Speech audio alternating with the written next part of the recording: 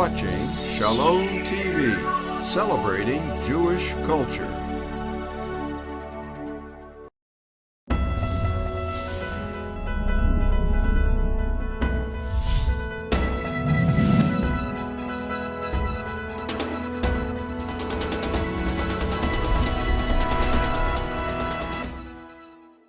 First, I would like to share with you a secret.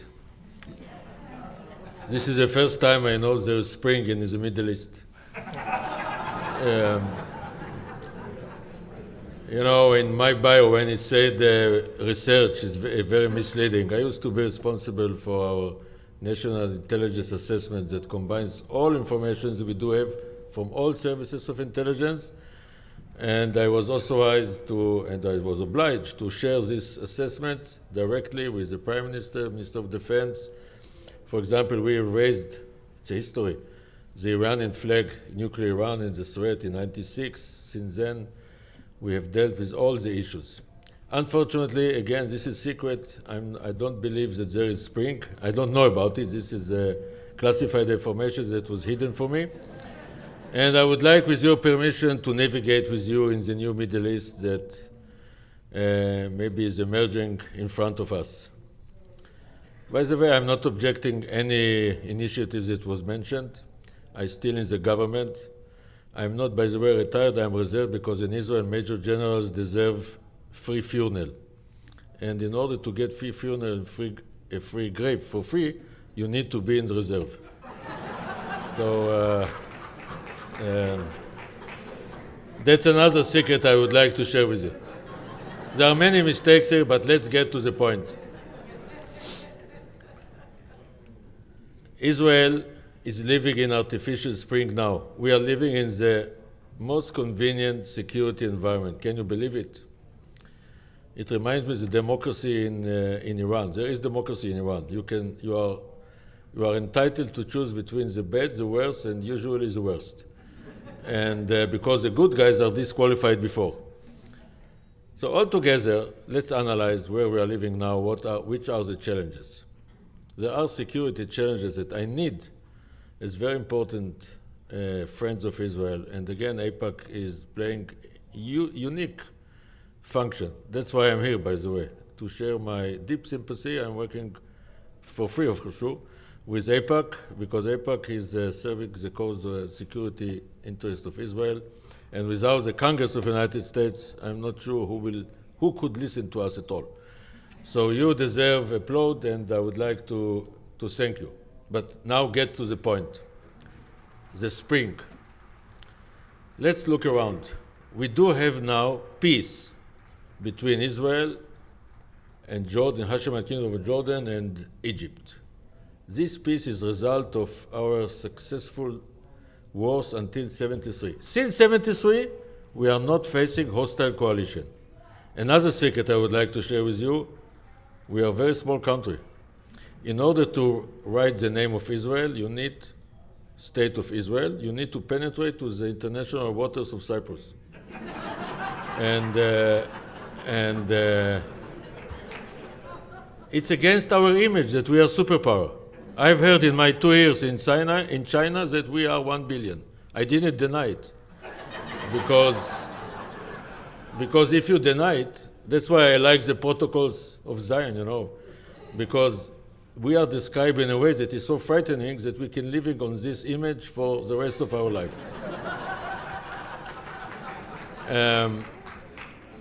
Now, besides the humor here, since '73, the Arabs have come to conclusion that there is no way to defeat us. Who are the Arabs? The Arab regimes. We do have peace with them. The peace is a result of our successful wars.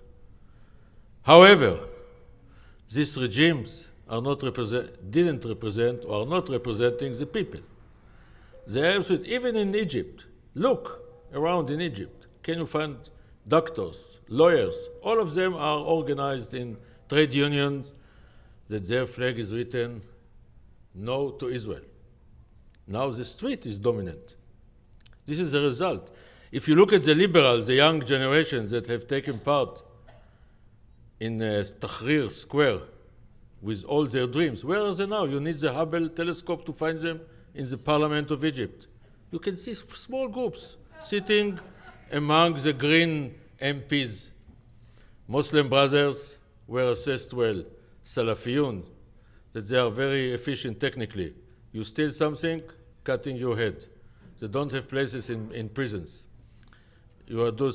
Everything you do, it's written in the Sharia, they know what to do. 24%, this is a surprise. It is very possible, it's very feasible. They will shape the future of Egypt. I cannot be sure about it. There is an army, powerful army. The army is built basically against us, but now we are friends because we are against the worst. Remember it, bad, worst, and worst. It's not a grammar issue. In the Middle East, it's reality. and in Egypt, officially, they do have 85 million people. In Cairo itself, 20 million. Again, we are a small country, including minorities. We are less than 8 million. Jews, almost less than 6 million, again, this number. And this is very important because Egypt is the leader of the Middle East. So now all of us are relying on the army. We need to be very flexible with them. In spite of the fact the only enemy in the Egyptian eyes is Israel. But they are better than the enemies like Muslim brothers. And here I would like to share with you what does it mean, Muslim brothers? How do we know who are they? You need to read what they say. And what they say, they really believe it. And they really mean it. The Muslim brothers have been established in 1928. They are very old. But this is the first time they are looking at the horizon and they see a rosy picture. Namely, this is the first time they do have the chance to take over the Middle East based on their ideology. What is their ideology? To get rid of the Egyptian government today, the Egyptian regime, the regime in Hashemite Jordan, let's say, Abu Mazen. In Israel, there are Muslim brothers. In Syria, there are Muslim brothers. Even if comparing with this butcher, I am not recommending to US and to Israel that the Muslim brothers take over. This is the first time they see feasibility to take over and to establish the Islamic empire they dream about it. And again, how do we know about it? This is their main dream. They do have a dream, if I use this phrase. And this dream is real, and it's written. And they are educating about it from the kindergarten until the grave. Even if you are in grave, when you join the 72 virgins in the unknown paradise, you need to remember no place to Israel, Islamic empire in the Middle East. And we are not living in this environment today. I give you another example from the security environment. Israel is a small country. The western or eastern border of Israel is, if Palestinian state will be a reality, can you imagine, is 15 kilometers, 15. Is it possible to defend it? I'm not sure. We can talk about good ideas, but we need to defend ourselves. We don't have borders. It's another secret that so few know about it. This state of Israel does not have borders besides the sea. Or maybe, no, besides the sea. With Jordan in some parts, or with Egypt, but it's very small. We don't have real borders. So now, what is our security border? Security border is between Iraq and Jordan, hundreds of kilometers. West Bank, Jordan River, there is a river like this in the Bible. Most of the times there is no water there. Hashemite Kingdom of Jordan, huge country. Strategic depths, this is the terminology we use. Strategic depths means that we are secured. We are secured by hidden alliance. Dr. Becker has talked about initiatives. We are doing it, by the way. We do have unique relations with the Hashemite Kingdom. I cannot elaborate it here, but I can share with you the bottom line. Again, strategic depths. Practically, if you are Al-Qaeda, you know the attitude of Al-Qaeda towards Israel. They want to kill as many as they can. Hezbollah, they want to kill as many as they can. There are many organizations. They are not doing it. Why? Because if they try to cross the buffer zone of Jordan, they fail. If they succeed, they're entering the West Bank. In the West Bank, unlike 2000, 2003, we are enjoying unique intelligence capabilities and unique capability to combine our intelligence with operational capabilities of IDF, the Israeli army. Do you know that in the worst years, we used to put tanks along the main road to Jerusalem? What does it mean, tanks against terror? It means failure. We failed. That's why we put tanks, in order to frighten the terrorists, but we didn't succeed. And tanks, the children are climbing, and they are becoming David, and we are becoming Goliath. Now you cannot see even one tank, and the tanks are rising bitterness and hatred and frustration among the population. You can visit the West Bank. There is no one tank. One. And I'm so happy about it. We don't need them, because we have unique intelligence. If you're a terrorist, by the way, in our area, it's better to become criminal. The police is discovering only 40% of the crimes. The terror activity, I cannot share this recommendation in Israel because I will be accused of violating the law. But here I can do it. If you are a criminal, it's a better job, less risky. If you're a terrorist, very risky. But even Lloyd's company, there is no insurance for intelligence. The moment I'm praising our unique intelligence, maybe we will fail tomorrow, like it happened in India and Bangkok and other places. The moment in intelligence, and believe me, I have long experience with it, you are smug and you are happy with yourself, this is the first moment of deterioration. You need to be on alert all the time. Never be satisfied, never be happy in this job at least. If you want to be happy, go to pub. So, can you imagine that we lose maybe in 2, 3, 4 years after the Muslim Brothers and the Salafiyun will take place? Because the army looks very powerful against them. But who knows what will happen? Look what's going on in Turkey. I know the chief of staff of Turkey. It's a good idea, to have excellent relations with them. We are doing our best. But, even for marriage, for the time being, I'm not talking about the future, you need couple for marriage. I'm not sure the Turks love us the way we love them. So where is, for example, the chief of staff? Bashbu, he is in jail. He used to be equivalent to God, the chief of staff of Turkish army. So the Egyptian army is uniquely important to the peace. This is a pillar of national security, but the Muslim Brothers will penetrate to the roots.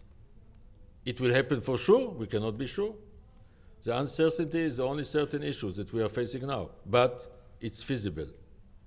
For us, for Israel, State of Israel, the small country, we are living in what we call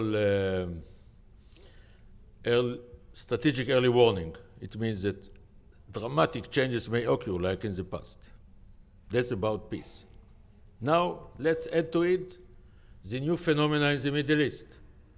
We do have one state and one entity legitimate. One is Lebanon, the second one is Palestinian Authority that has aspiration to become state, independent state. Let's talk about Lebanon from security point of view. I repeat it all the time, but I would like to share with you to simulate what I'm going to share with you. There are states with constitution, like US, states without constitution, like UK or Israel, and constitution without state, like Lebanon.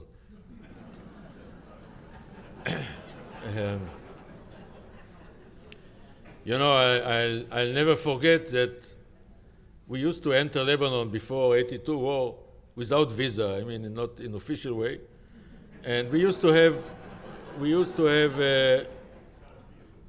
excellent relations with the Christians and so on. And we did have illusions that they would have with us peace. So one of them told me, you are dreaming. There wouldn't be any peace. It's against the DNA of this area, against the DNA of Lebanon. It was then. What now? There is a new organization, Hezbollah.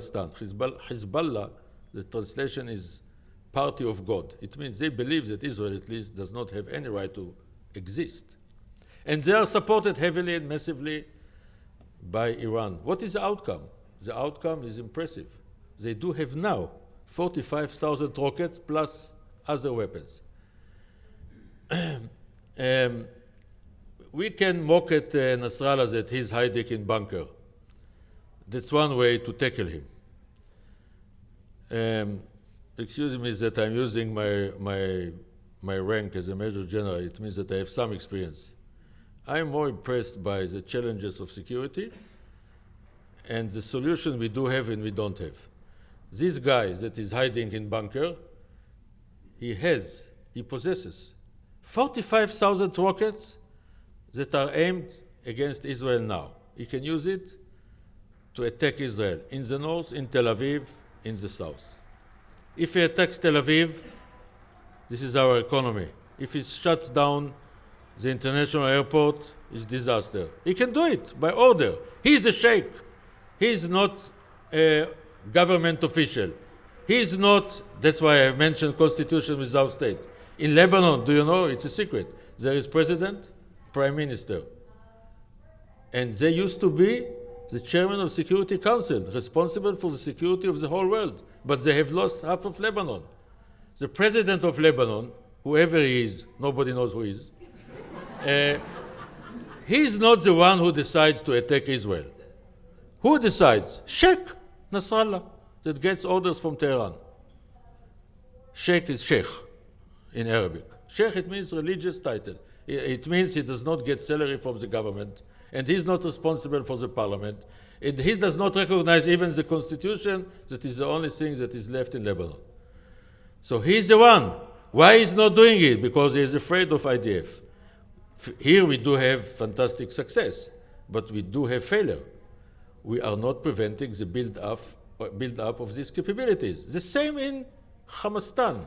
We call Gaza Hamastan. Hamas has taken over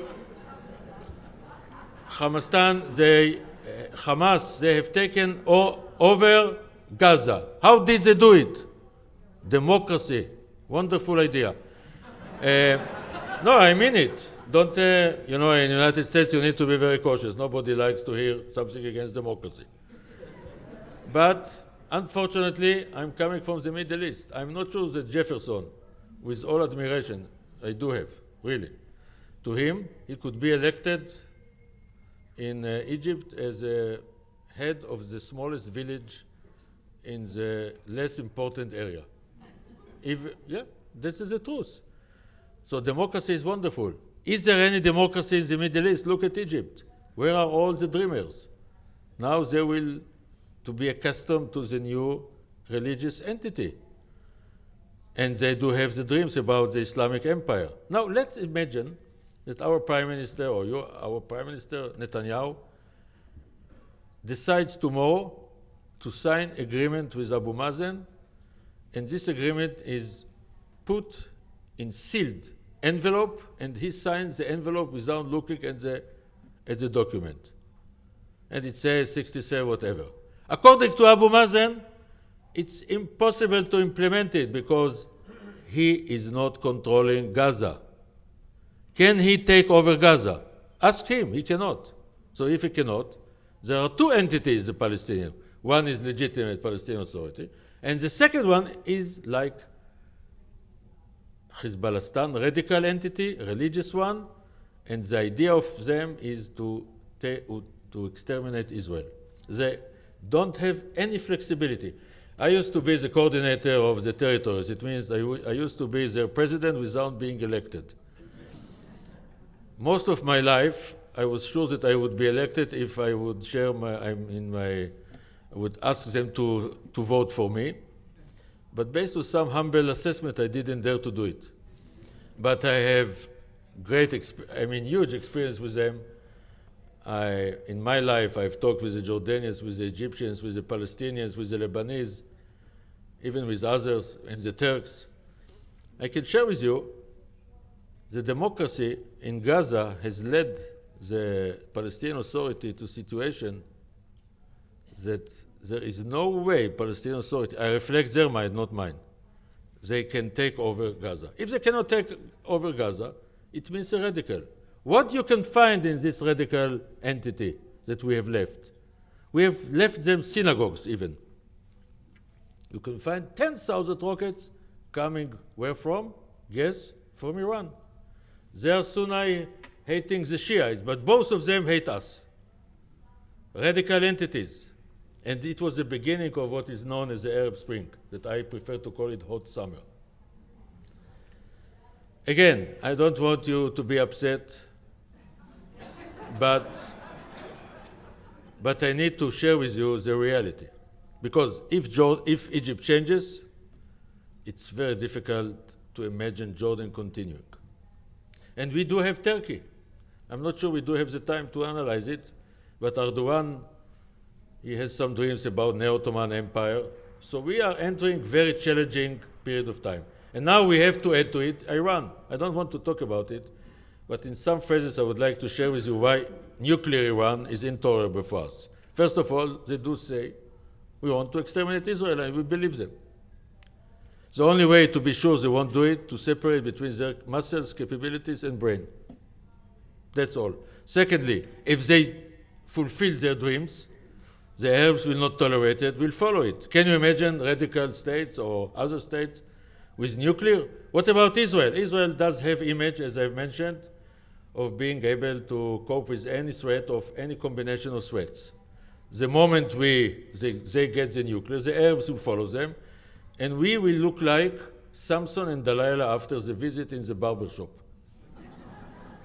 This is a free translation of the Bible that is still valid.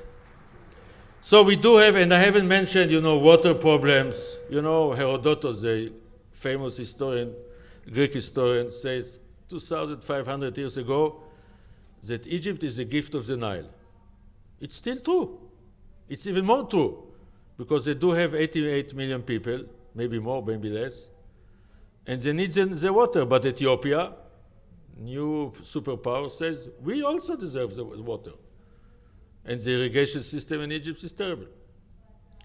And I have small problems like Sinai, no man's land, that's smuggling weapons to Gaza, and there is no control. And every day, not every day, but every week, we are preventing terrible acts of terror based on our unique intelligence, qualitative intelligence. But who can assure us that it will continue? And then what we will do? If we invade Sinai, this is the end of our relations with the leader of their world. If we don't invade, we will suffer in Eilat or other places, 100 deaths. That's what happened almost a year ago. So what I would like to share with you is that we are entering, I'm not saying terra incognita like it used to be decades ago, but very unknown, and I haven't mentioned Assad. About Assad, I would like to tell you, he's not murdering Syrian citizens from his point of view. He's changing the demographic balance between the Alawites, 2 million people, and the majority. We are dealing with brutal, insane in our eyes. He considers us as insane. He's murdering the majority, the Sunni majority, that he does not like them to slaughter him, because the moment he loses, it will be his destiny. So where are all the values, democracy, whatever, freedom, liberté, égalité, fraternité? We are living in Middle East. This is totally different. Our Golan Heights, very quiet. This is the quietest area. But what he's doing to humanitarian, to his people, is terrible, is disaster, is awful, is whatever you like. But he does not share this view with us. He thinks it's beautiful, it's excellent, as long as it serves his goal to survive. And then I can continue. What are the good news here? There is good news. I would like to share because I don't want to leave this whole upset. First of all, we do have very powerful army, and we need to have it more powerful. It depends, it not depends, but it relates very much to our alliance with the United States. From security point of view, I'm not a politician. I can share with you that our security relation with the United States is very solid, very powerful, very valuable. And without the United States, it's very difficult to imagine our security. Because the Arabs, the numbers, everything. That's one, we will do our best.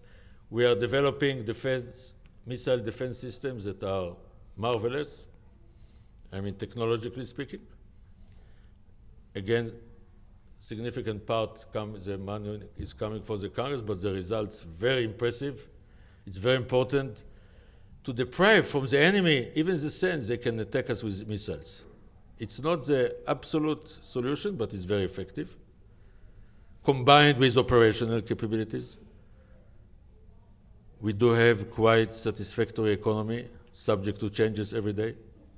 It depends on many factors. I don't want to talk about it now. We don't have time. This is the only reason. We do have, for the time being, we don't have nuclear enemy because many efforts that are done, and now this is one of the most dramatic events, meeting between President of the United States and Prime Minister Netanyahu to discuss this issue of Iran and other issues. But still, everything is based on very solid and powerful alliance. We do have common ground with states like Jordan, UAE, Saudi Arabia, because they consider Iran as the worst enemy. Even Israel is better than this enemy in their eyes. This is good news. So there is hidden, not alliance, but common ground that operationally means a lot. Again, I don't want to share with you details. I cannot. I won't, but I cannot. About Iraq. Iraq is a bad news for everything, beside one issue. Iraq, Saddam Hussein used to have genius idea to develop huge army, chemical weapon, biological weapon, and nuclear weapon in order to unite all Arabs against us and to isolate Egypt and to destroy the peace. Unfortunately for him, he is not with us anymore. And Iraq, as a military threat, has faded away for a long time. Again, they will come again. I trust them. But it will take time, at least a decade, and even longer. This is good news, because there is no still hostile. With the Palestinians, I fully agree with Tal, we need to do our best to keep at least the security relations. I'm not optimistic about the peace, because one of the reasons is they have lost half of their country. How can we implement it? There are many reasons, but we do have quite impressive relations, security relations with them. The results are saving life of Israelis and Palestinians. We are doing a lot to keep standard of life of Palestinians. They used to have 8% of growth, like China. They are not China, but they used to have stock market in Nablus, 1.5 million tourists. It's not known. We are what is known in Israel, Hasbara is total failure. That there is no change in this feature, unfortunately. But I'm sharing with you facts that I'm aware of them. We do have our relations, security relations, based on bipartisan. It's essential, crucial, important to continue these relations. We must cultivate them every day. So, and again, I've mentioned Syria, for divine reasons, does not have the nuclear. Can you imagine Syria with nuclear? Fortunately, they don't have it for unknown reasons. Libya does not have it as well. Can you imagine Gaddafi with nuclear? He could survive forever, even after his death. So altogether, even with Turkey, we do have some, I cannot elaborate it, we do have some, let's say we are softening the tension between us, in a way. Some reasons are no, some reasons are not no, and I keep it to the next presentation next year. Altogether, I would like to sum up. Now we are living in the Arab Spring, in Israeli Spring, because based on our achievements, security, hostile coalition, lack of hostile coalition, lack of nuclear, results of our successful operational activity, we are living in very stable and promising environment. Unfortunately, however, we are entering a new era. It's like forecast. Yesterday it was a beautiful day, and the forecast said tomorrow it would be snowy. I didn't believe it until I've seen it. This is a human nature. You don't believe what you are told unless you see it. So the wisdom that we need now is to be ready for all scenarios in order to be ready to welcome them appropriately when they come, and to pray to God, because I believe in miracles as working plans. This is very successful. I have many examples. When they come, and I hope they won't come. We need to be prepared. Thank you very much.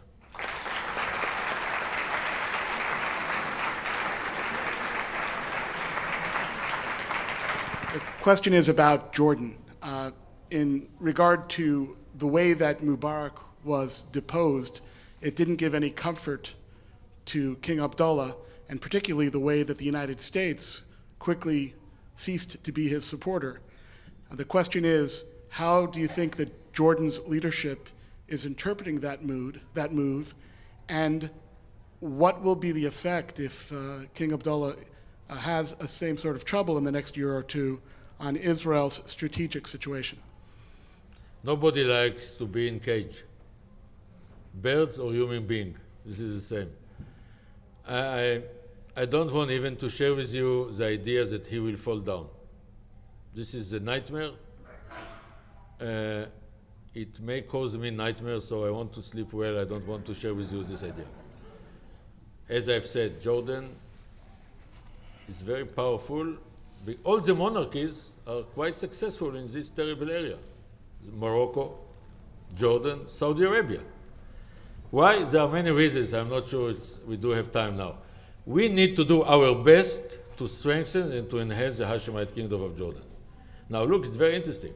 Palestinians that are overwhelming majority are quite there because they appreciate the stability Jordan giving them. For the time being, everything is for the time being. The army and the intelligence services are very impressive in their capabilities. The Hashemite kingdom, they do have system that the prime ministers are accused of all the problems. So from time to time they resign. This is genius idea, by the way.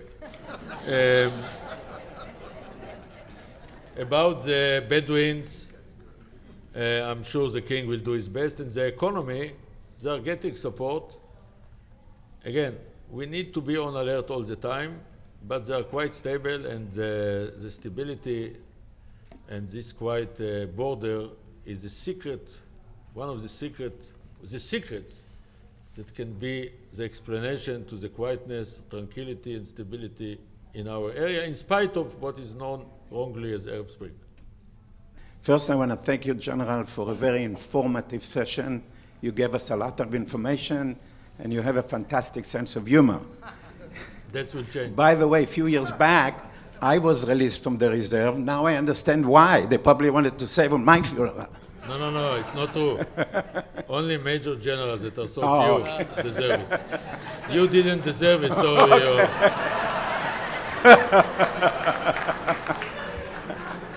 Now, my question to you, the comfortable time frame that Israel has until the Iranians have a nuclear bomb is much shorter than that the United States has. How can you help us convey this message to our representatives?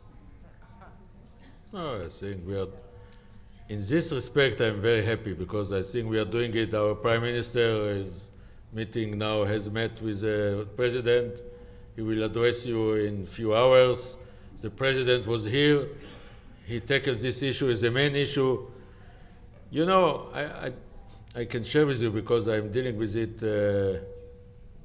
decades with Iran threat and everything. The Iranians do have patience. This is one of their problems. They are not in a hurry. They are like the rabbit and the turtle, you know. Well, they're moving. They're like the turtle all the time, systematically. But there is now, I remember the first we have raised it in our intelligence, nobody believed us. Now there is consensus all over the world, the Western world, not Russians, that the Iranian threat is the worst threat today.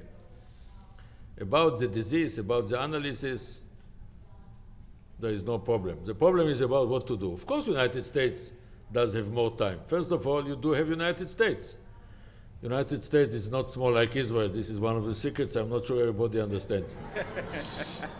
Secondly, you do have huge air force. You do have capabilities. You have resources. I'm very happy and I'm very unhappy. I'm very happy that the messages, the analysis is shared by everybody. There is no problem. I'm not sure about the prognosis. But here I need to be vague because I cannot elaborate. In '05, as we all remember, Israel disengaged from Gaza, and then Israel announced it was going to disengage from the West Bank, or most of it anyway. While this was going on, the Palestinians shot rockets like crazy from Gaza, Not crazy. From their point of view, they are not crazy. We are the crazy. Well, the question I have is, why did they do that? Wouldn't it have made more sense for them to hold their fire, let Israel withdraw from the West Bank, and then shoot the rockets? Doesn't that suggest that they want the occupation to go on?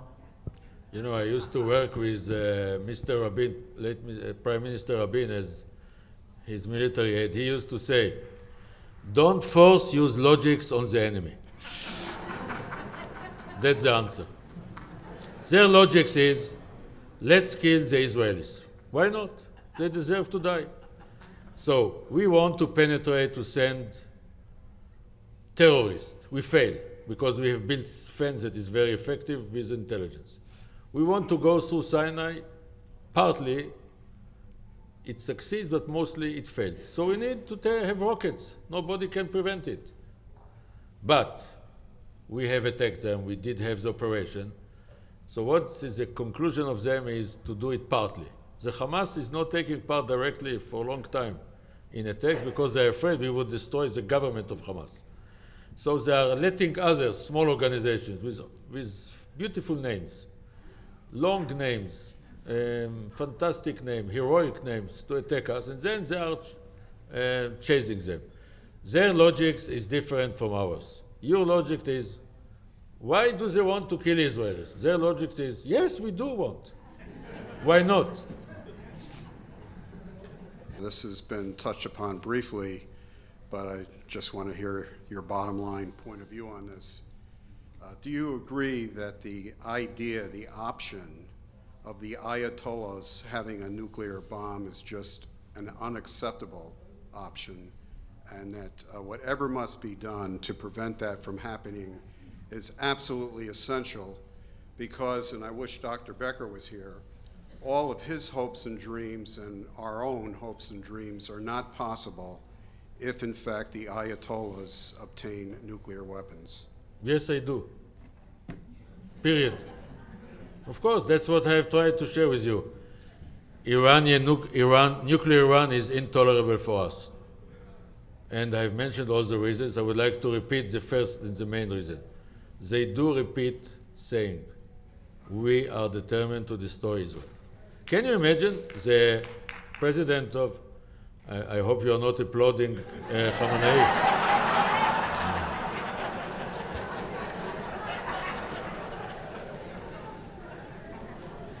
No, but I would like to quote Professor Aviner in Israel. He said, you know, it's amazing, this Ahmadinejad, that even Khamenei does not like him. He stands in New York in front of the whole world and keeps saying, I would like that my country would be able to destroy Israel. Nothing happens, like Hitler. I mean, this is a moral issue. What we are saying now, that's what I've tried to do. It's intolerable. But what does it mean, intolerable?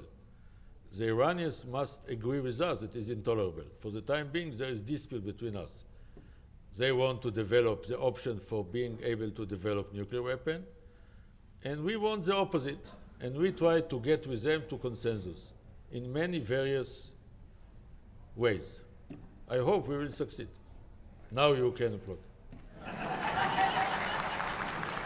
Abu Mazen has threatened to dismantle the Palestinian Authority and, so to speak, hand the keys to the Muqatta to Netanyahu. Do you think that scenario could happen? And in your assessment, if it were to happen, what would be Israel's reaction? I take it seriously,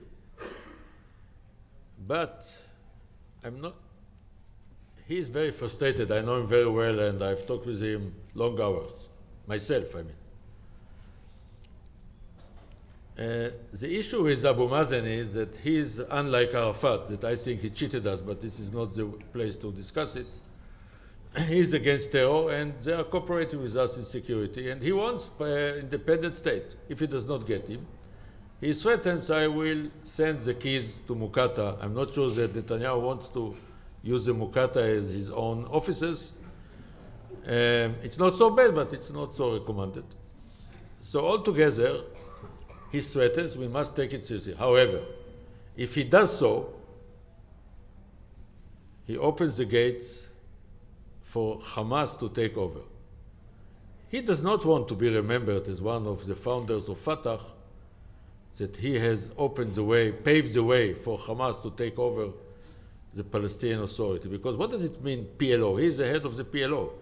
PLO means you are holding the golden shares of the Palestinian nationalism. So he will be responsible for giving them to Hamas, and the student in, let's say, 50 years from now will be summoned to the blackboard. There is no blackboard, but let's virtually, computer, whatever, and the examination will be, who is responsible, who is the Palestinian, bloody Palestinian responsible for giving Palestine to Hamas?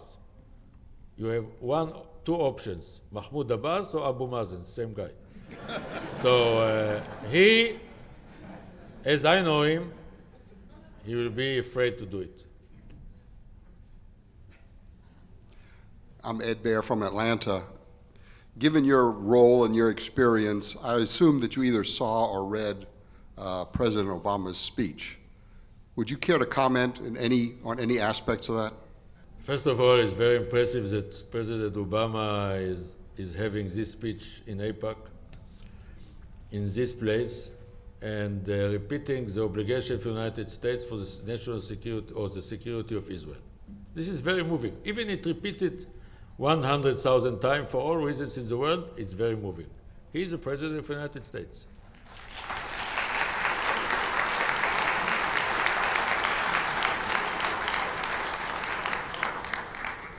Secondly,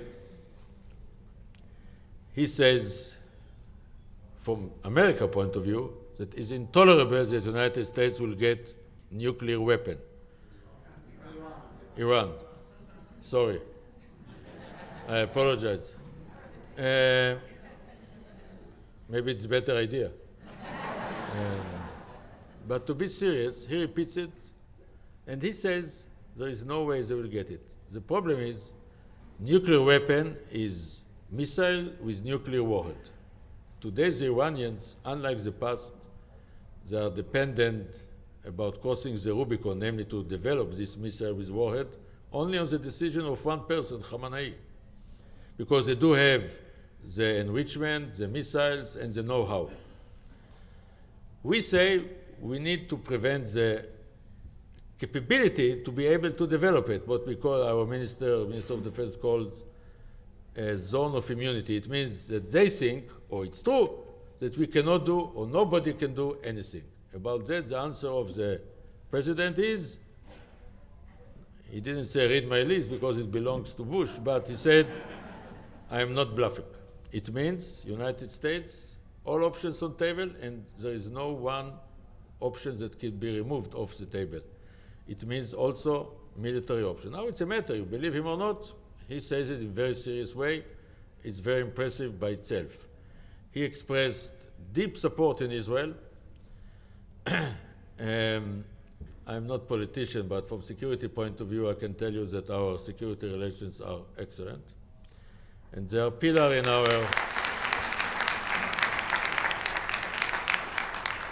it's a pillar in our national security. And this evening, you will see in the unprecedented way, because they are like a village hall, town in this hall, not here, I mean in the whole halls. You will see the bipartisan obligation to national security of Israel, that this is a basis for the whole policy. And here I can continue. I think it's very positive and very impressive.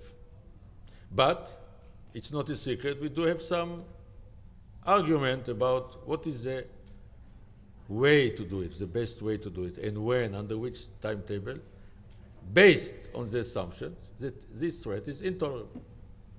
Thank you. General, my son joined the IDF 2 weeks ago, and in your son, thank you.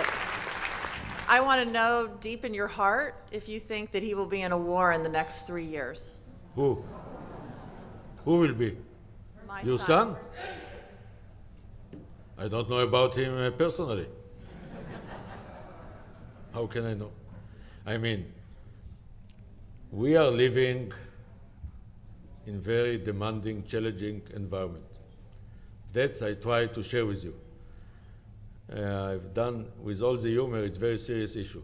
The humor is in order to soften the stomach for the reception in few hours. The reality is very serious. The security challenges are very serious. I believe that war must be the last resort. That's why we believe, I'm dealing with it myself, not in diplomacy, I call it national security diplomacy. It means it combines all options before you take the last option. But without this military option, we cannot live in Israel even 2 minutes. So everything is possible. We are entering uncertainty. I hope there will be no war. For the time being, we are enjoying, this is the good news. That's why I've opened with a positive declaration about security environment. We are enjoying deterrence vis-a-vis the north, almost complete deterrence vis-a-vis the south. There is no hostile coalition. There is no, for the time being, valid for today, against the efforts of Iran. We don't have it yet, nuclear Iran. We don't have Syria, nuclear Libya, nuclear Iraq. All these problems are behind it. But unfortunately, we need to be prepared for terrible scenarios, as I've shared with you.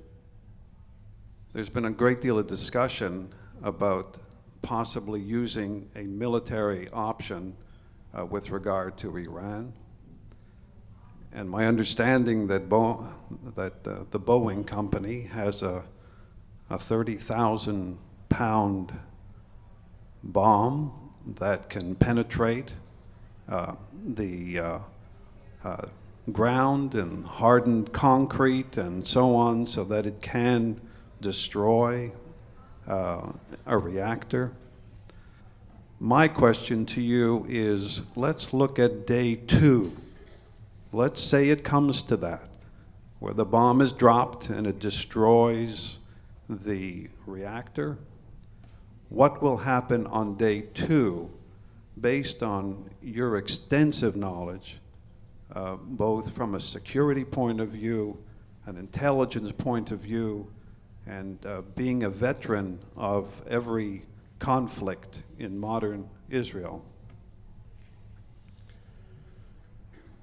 2 short answers. About the first, usually I don't relate to any weapon because I prepare constructive ambiguity. That's why I like Clint Eastwood.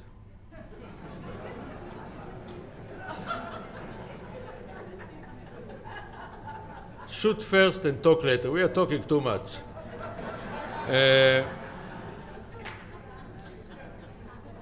That's why I apologize. I've served too long in the intelligence. I cannot share with you any impression about any bomb. Even it's written in Washington Post with all the drawings and so on. I cannot do it. This is against my DNA. The second question relates to the success of any operational activity. If it's successful, even Sheikh Nasrallah, he said, don't take us automatically. Maybe we'll do, maybe don't do. It's my interpretation. This is unique, unbelievable. I could, if somebody asked me, I'm very happy nobody asked me because I would be wrong, that he could release such statement that he will not serve the Iranians if they get attacked. It depends. Everything depends on success or lack of success. This is the best answer I can give you. Best answer here, not in other places. You mentioned the tragic consequences if the kingdom of Jordan was to be overthrown. No, I didn't mention. I said I don't want to share with you my thoughts about it. That's what I said. Well, and Israel has done much in the past to support the kingdom and maintain it. But what would be the tragic consequences? You'd have one more enemy on your eastern border, but you would have a Palestinian state, and you would have a defensible border along the Jordan Valley. It's too late. I don't want to tire you with terrible scenarios. I prefer to focus my mind on our capabilities to enhance our alliance with this kingdom, period.